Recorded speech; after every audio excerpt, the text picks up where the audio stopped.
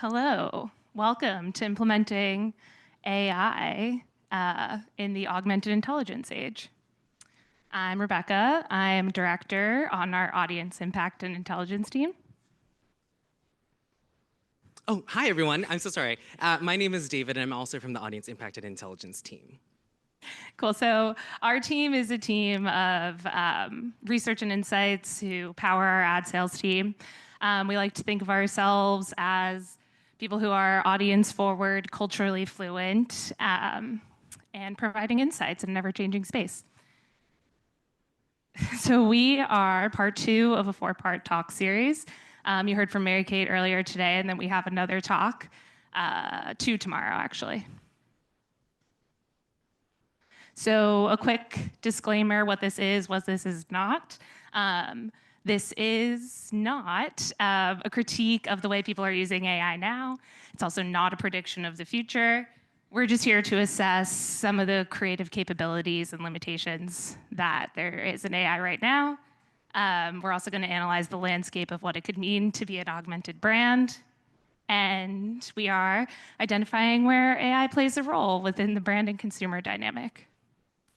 So what is augmented intelligence and why are we saying that instead of artificial intelligence? So artificial intelligence can feel a bit antagonistic, I think, to humanity. And we want to reassess that relationship, start thinking of it as not something that's going to replace human intelligence, but instead think of it as something that's going to make it bigger and greater and better and augment it. So we have an example of the make it more trend that went around on social. Somebody asked ChatGPT to make a silly goose, and then they asked it to make it sillier and even more silly until it was the absolute silliest goose that ChatGPT could imagine. And that's the kind of mentality we want to take into the augmented intelligence age. So we have a couple examples up here of understanding AI's capability. One, dynamic engagement. It's a couple of the things you've heard about today, just being there for your consumer in a very unique one-to-one way, like Capital One. Second example is ideation. So again, we can use AI to kind of form new ways of search. So an example here is AI playlists from Spotify. You can basically type in a prompt like, I want to hear a playlist that's perfect for me for cooking dinner right now. And that's a great new way to use AI. Next is automation. So we know AI is going to be used to automate data and big data to the nth degree. And that's something we're using it here at Paramount for. And then we also have an example of how Heineken is using it to find more unique insights with their big data. And then lastly is hyper-targeting. So this is kind of the space where tools are coming out. We know that there's a lot of cookieless information happening soon, and tools will be able to use AI to still hyper-target. So with that still comes a bit of limitation and creativity, and I think Shelley referred to this as kind of creating like a generica in the future where every single store on Route 17 is going to feel the same. So first up is the homogenization of content. So we just want to look out for when brands start to create content that might feel like a bland or watered down version of an original conceit. And then second is the flattening of culture. So here on the right, we have an example of the American smile that's kind of brushed on by AI onto samurais and Egyptian warriors. And then third, we have the death of personal taste. So that's something that's kind of happening now with algorithms churning out trend after trend. People dress to each of these trends that are produced, and they're not really finding their personal taste anymore. And then fourth is it limits audience experiences. So I think we're getting closer to AI being able to emote like a human being. It's not totally there yet. And even when it does get closer, it's still based on these past human experiences and past human emotions. So we're not really pushing forward people's boundaries and getting them to think a little more outside the box. And I will throw it over to David to talk about how you, as a brand, can navigate in this rapidly changing landscape. Yeah, thank you, Rebecca. You're welcome.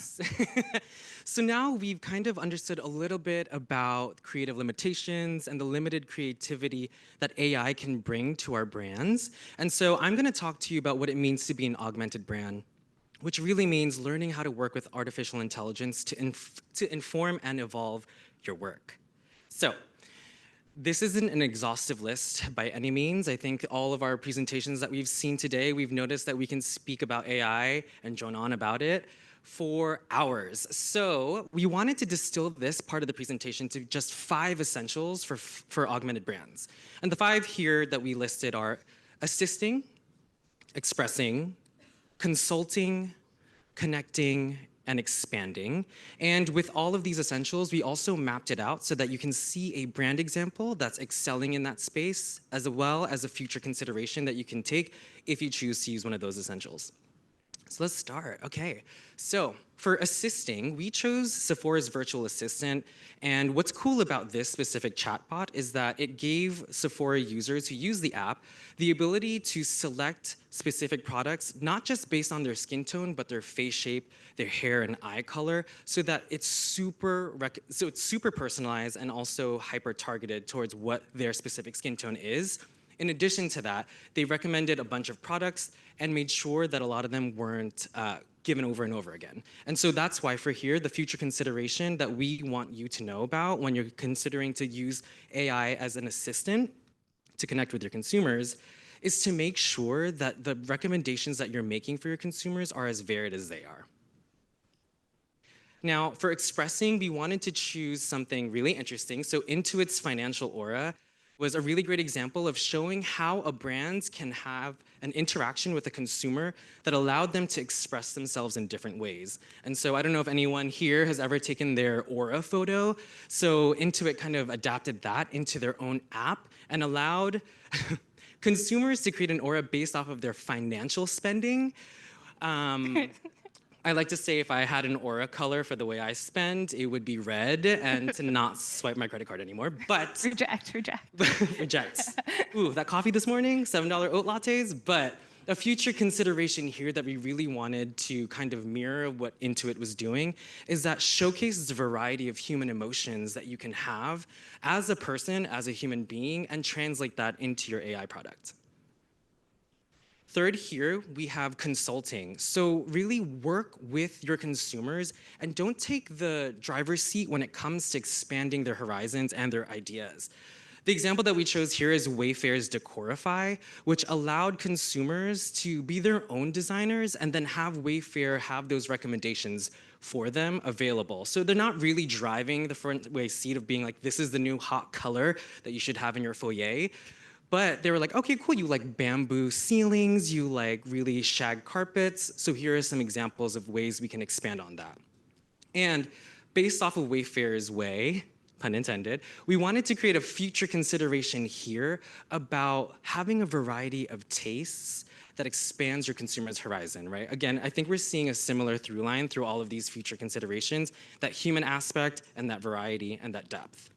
But also speaking about depth, if there's one example that I encourage you all to probably bring a tissue and pat your under eyes with, this was a really great example of how connecting with your consumer is super important. And so for this example, Carvana's Joyride put the joy back in Joyride by creating a video based off of the first day a person bought their car. So what year it was. So all of these amazing experiences and markers were incorporated into that video that they could share with their network. And so for here, the future consideration that we're pulling from the Carvana Joyride is to really be able to not just showcase the variety of emotions that we've seen before, but the depth of those emotions as well. Okay, and finally, we have expanding. And I don't know if anyone's been able to play with Google Food Mood, but it's really cool because you're able to combine 2 or more different types of cuisines based off what you're feeling, and they're able to create a recipe based off of that. And so we thought this was really interesting because it's really expanding your consumer's mindset of like what they could create at home. And so a future consideration here is Google didn't do this, but we wanted to ensure that when you are showcasing cuisines and also showcasing different cultures, you're not distilling it down to basic components. And we wanted to wrap it up with a single takeaway here. I think what we've seen through all of these future considerations is that human aspect of it all. And so all of the automations and the streamlining we've seen here has shown that we can be cold and robotic and routine, but there's that human aspect, that really nuanced dynamism that can't be handed down through a code or an algorithmic formula. What we need to know here is that humans are the anomaly towards artificial intelligence because we understand that delicate balance of art and science. And so, as brands and marketers today, I encourage you all to evolve your work through augmented intelligence. Thank you.